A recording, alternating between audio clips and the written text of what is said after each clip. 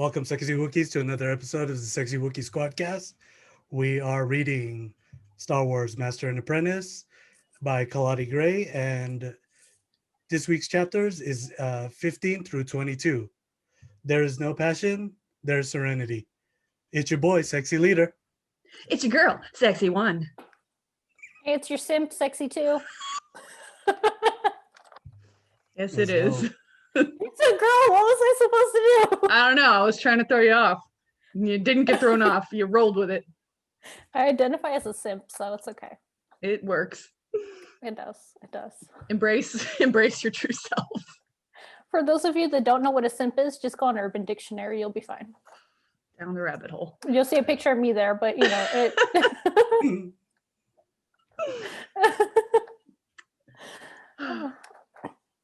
All right, ready to get started?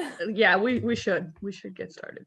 All right, guys. So Qui-Gon, Obi-Wan, and Rahar were talking about choices and talking about like if you truly have a choice in certain things. And one of the things brought up was a choice in being a Jedi. So if you guys were given the choice to devote your life and train with the Order, would you be a Jedi? That is a very conditional question. Because they do kind of have a choice, but it's after they have already been in the life. So are you saying like after you've already been raised as a Jedi from infancy like they are, and then you get to the point of now you can either be a Padawan or a knight or whatever, or you can just say this isn't for me, I'm leaving? Or are you saying this is more like the new school where as an adult you can be like, I'm gonna go be a Jedi now, I'm gonna go get some training, and you can choose whether to pursue that path or do something different? New school. So New school. You weren't with the like Order me as right well. now, if there was Right like now. Jedi University and I could be like, okay, I could choose the life of servitude or not. That's interesting. I got to think back to when I was faced before with an opportunity to train for something that, to quote Spider-Man, with great power comes great responsibility. And I said, no thanks, ignorance is bliss. I'd rather just not go down that path at all and then not have to deal with the responsibility of being that powerful. So yeah, unfortunately, as much as the noble side of me would like to say, yeah, life of, learning these great powers and going on these missions and helping civilizations and doing this and that, I think, I don't know, I'm too selfish. I'm too selfish to do that. Yeah, for me, if it were the norm of the Order at that time or at the time of this book, then yes, because that's just the norm. But where your question is to the new Jedi, it would probably be a no, because just like what they're trying to introduce in new stories now, new games now, is that you have the choice to go a different path and then make your own path. Either way. So either way, you be a Jedi or you're not a Jedi. Now you can choose your own path and make the story like whatever. If there's prophecies out there, which there are, I don't think like you have to follow it. You can choose and just make a story on your own. Okay, new answer. I think Ronald and I would take what we like from the existing Jedi Order and not the things we don't like, and we would make our own Jedi school with all the things that we like. Yeah, because you can always create your own environment, right? And eventually, if like you said, if that is the way, then you can make your own temple, make your own rules, whatever, to to cater to that. Yeah, because there are some things about the Jedi that I think I do relate to or kind of adapt into my own personal philosophy. So it's not all bad. I just think that there are times when I am too impulsive and selfish and would be like, but I want to do this other thing. And I know that isn't what my job is. Right, right. They have too much rules in Coruscant. Well, I mean, with such a big, order and just group in general, you're gonna have to have rules at Yeah, some point, to maintain. So that's why in my question, when I worded it, I said devote your life, because that's basically what it is. It's kind of like when you swear yourself to be a nun or a monk or something like that. You're devoting your life, but that's your choice to devote it. So I think I forecasted this with a vision because, or while I was reading, I was like, I have a feeling she's gonna ask something in the sense, and I really thought about it. So I was like, well, what would I be in the world if not a Jedi?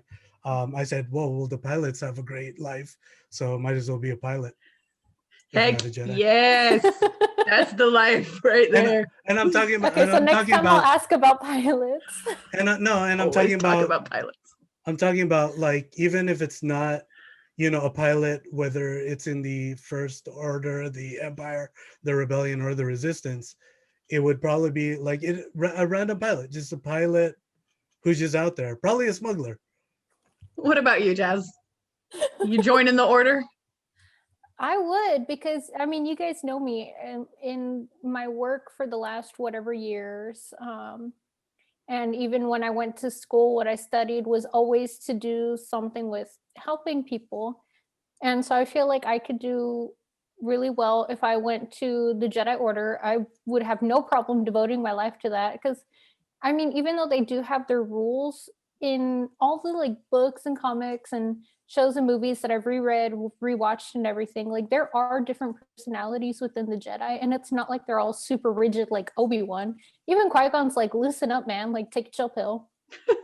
So I feel like it wouldn't be too hard to be in an environment like that, especially if I do get to help people, whether that's on missions or I would love to be a mind healer. I want to be trained for that. You know me, I love psychology and sociology, so why not? Yeah. So I'm surprised I'm the only one that said they'll devote their life. I mean, I am surprised. I wouldn't mind. I mean, it would basically be a big family. According to Rail, you could still get laid anyway, so that's fine. Well, that's never been a question. As long as you don't form an attachment. Oh no, that'll be fine. But then again, that's totally my life. I'm like, no attachments. Like, it's too messy. Keep a I would do distance from it. people. Yeah. I would do it if it meant doing something good. Yeah, why not? Especially if it's a choice that I can make now instead of, being Not having a choice. instead of being taken in at like, 2 or 3 years old. As an adult, I can be like, well, I've experienced this, I know this and that, and I can make a conscious choice. So I would do it. I'd go. Good for you. Friends, made family, traveling, learning. God, you guys know I'm such a nerd. I love all that anyway. I like prophecies and conspiracy theories. So There you go. You'd have a good time. I'd have a great time. I would love it. Oh, hell yeah. Well, I don't know how good a Jedi I'd be, but may I'd the love force it. be with you. And with your spirit. Thank you. I said that to my friend on the phone the other day, and he got so mad. Oh. I always never knew how to respond to it. I'm like, and with you, I guess. I grew up Catholic. I went to a Catholic high school and everything, so that's like ingrained in me. It's Right? Isn't always that the say, response? with your spirit. And with your spirit. Okay, now I'm going on a tangent. Okay, ready for the next one? Sure. So, if you were Pax, would you make a deal with? Oh God, how the fuck do you pronounce Shirka? Shirka? Circa? So, Circa? yeah. Yeah, I'm not sure. Circle? The The C is silent. organization. The Z greedy silent? organization. Oh heck yeah, why not? If you get something out of it, you know, Yeah, who but think cares? about what they did to Rahar and to all the other people. Yeah, well, it's not like you're giving them resources to continue to do that. It's not like you're supporting the operations. You're taking advantage of in order to help a previous victim. I'm definitely analyzing it the same way that he did. Mhm. Like, yeah, you know, well, I'm stealing from them, therefore it is justified. They deserve it. Yeah, I think, I don't know. I'm trying to think of like, I always try to think, what do I really do in my life? What's a good parallel? And I'm like, if there's organizations or businesses that like support things I disagree with, am I one of those people who's like, I'm gonna boycott this company? Not really. I'm like, if I want the thing, I get the thing. Mhm. Yeah, I'm not always ideological about my business dealings. Sometimes, but not always. Mhm. Like I absolutely will never go back to Cost Plus World Market again because their stupid ads come on every 10 seconds when I'm trying to watch YouTube. And I'm so sick of the stupid, like cheesy, happy music and that stupid girl that's just like, times are really tough right now, but at Cost Plus. And I'm like, shut up. My friend wanted to go to Cost Plus, and I was like, you can go. I'm going to wait in the car. I will not even walk into that store right now. I'm so sick. I just want to watch my YouTube, listen to my music, and these ads keep coming on. So if the organization was like running ads on my HoloNet too much about their slaves, then yeah, I'd forget it. I'm not doing deals with them. Well, holy moons. So there. Okay. So yeah, that's my answer. Legit. I couldn't relate to PAX in real life, I guess, to make that decision. And so if I was him, I probably wouldn't try to make a deal knowing that there may be consequences, or there would probably be no deal, because if I don't know who I'm dealing with, it would just make more sense to not deal with that person in the first place, because I always think if I ever make a deal with something, there's always going to be the other party asking for a return, and so therefore I can't I can't make deals, so I choose to not make deals.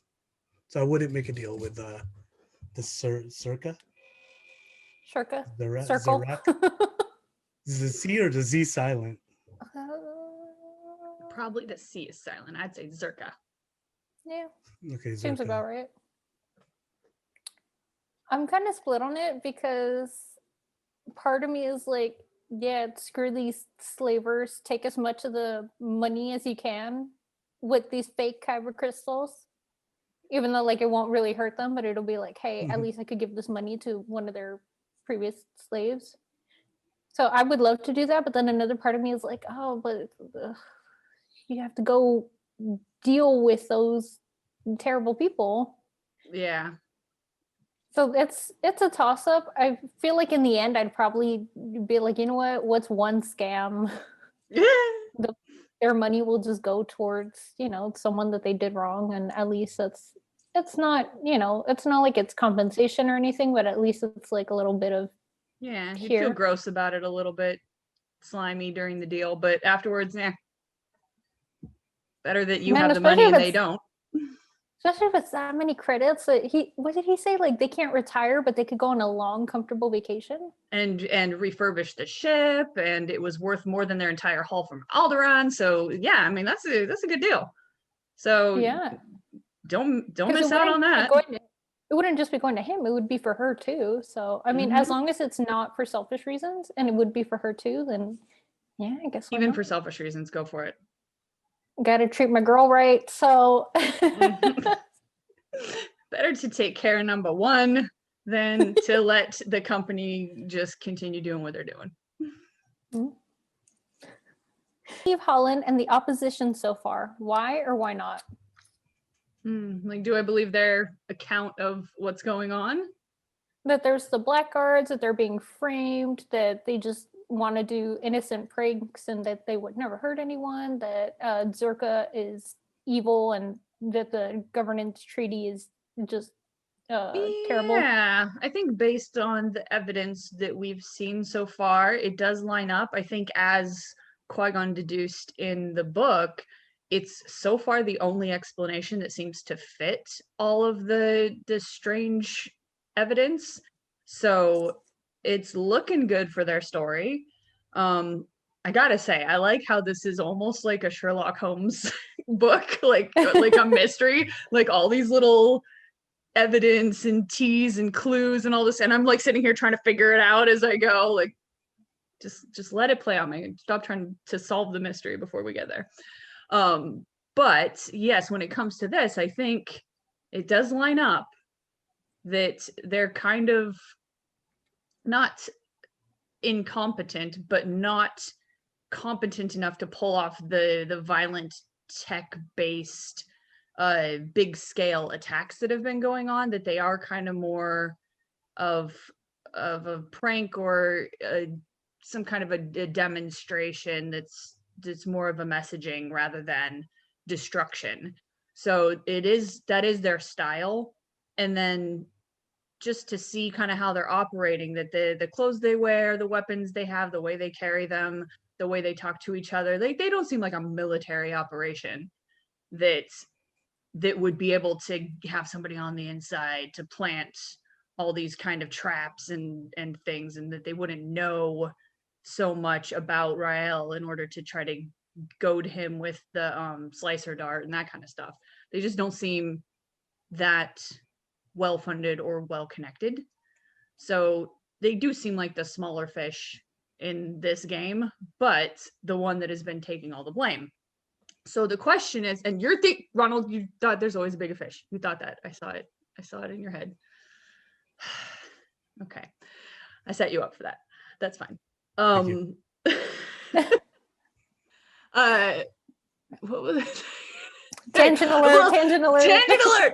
No, this is on topic. So I do wonder, like, why they haven't, when things got out of control and just escalated and then they started taking the blame, like, they must know the fact that everybody thinks they're the ones doing these really dangerous, deadly stunts means that they're going to be hunted with way more aggression, and that when they are caught, it may go down in a firefight. Whereas before, if it was just a simple pranks, they might have got arrested and, slap on the wrist kind of deal.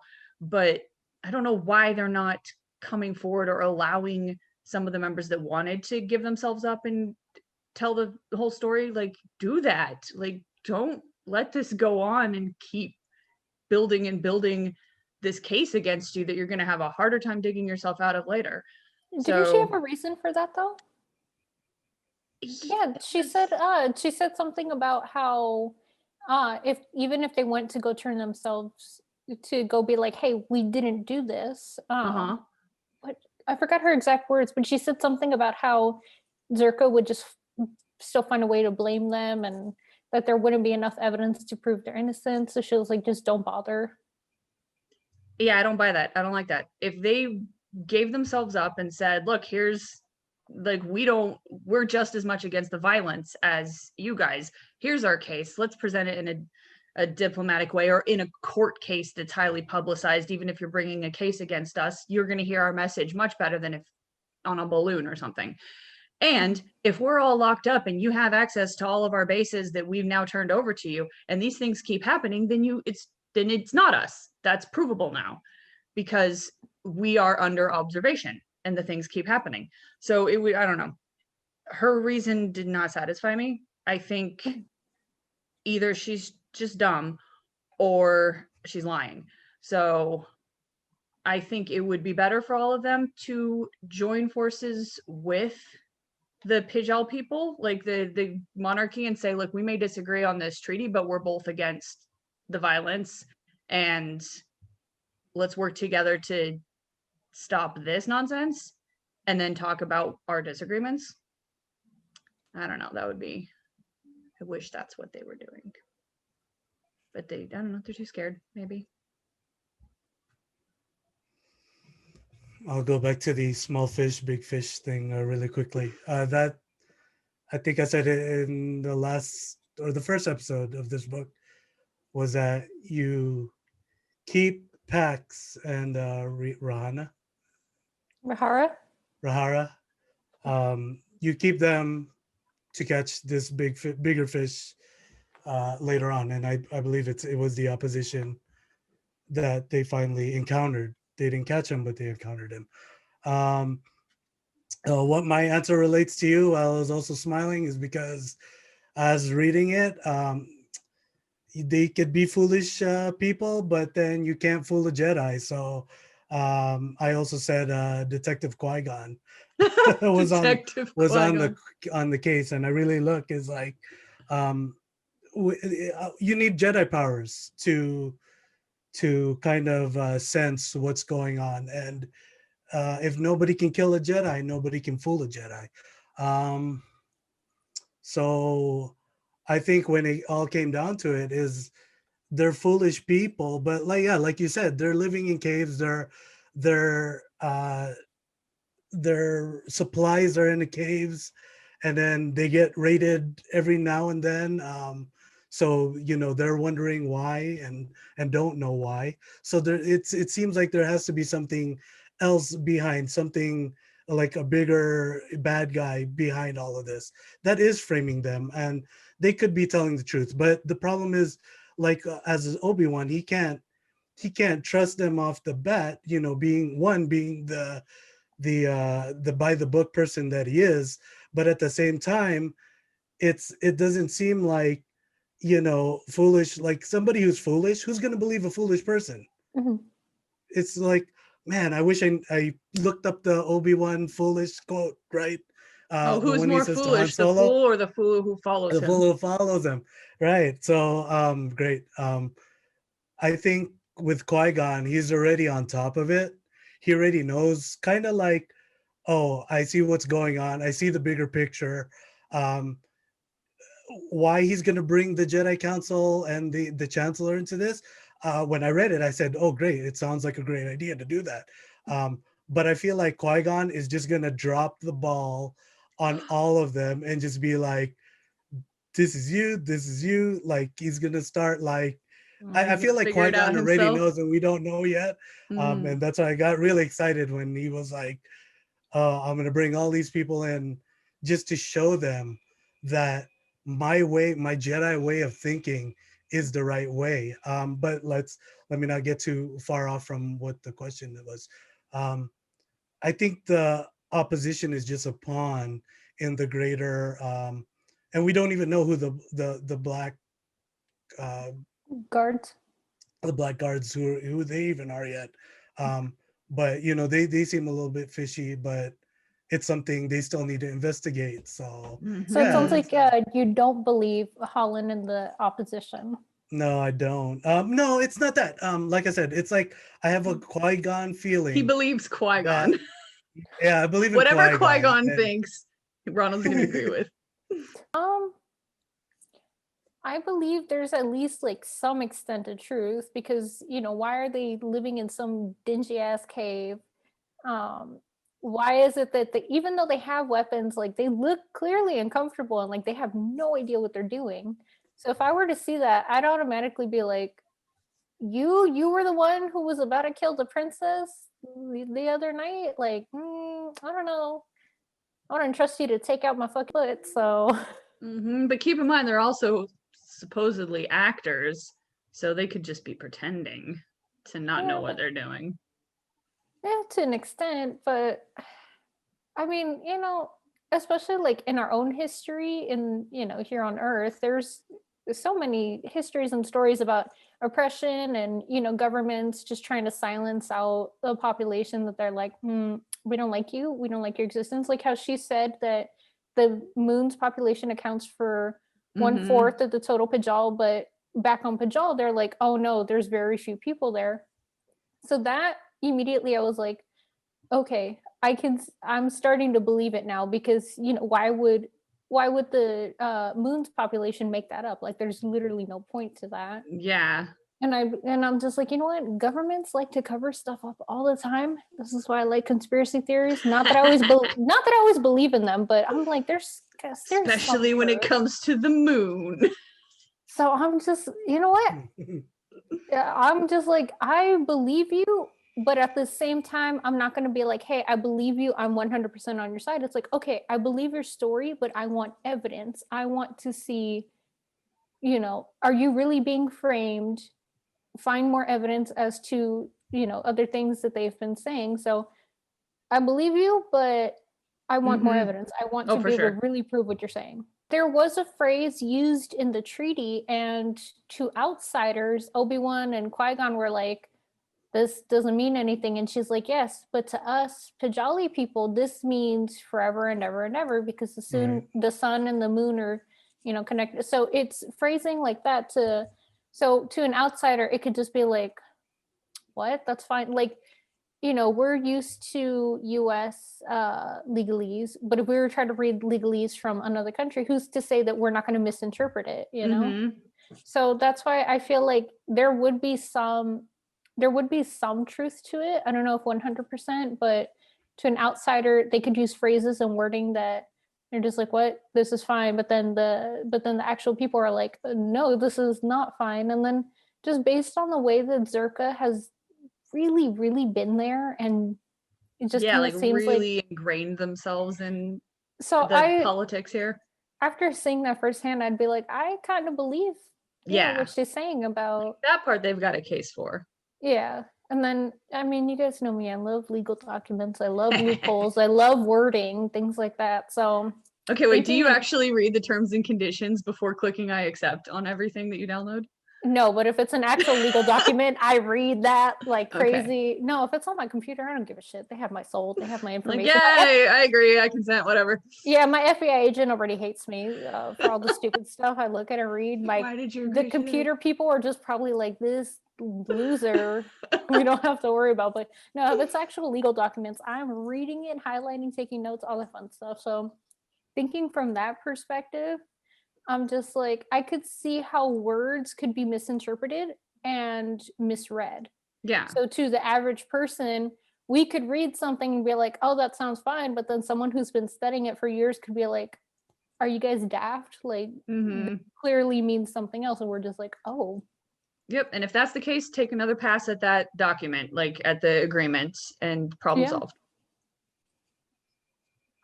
Okay. Well, good discussions, good tangents, and good chapters. Things are getting really crazy. So we'll have to see who this new player in the game is, if they can find some more clues. I've got my theories, but Jasmine didn't ask about them, so I'm not going to discuss them because that's a tangent. That's for another time. We will have to just read some more episode and see what happens. So I guess that's all for this week on Book Club. Thank you, Jasmine, for the wonderful questions. And thank you, everybody, for listening, for reading with us. Next week, we are reading which chapters? 23 through 30. 23 through 30. Okay, that's your assignment, y'all.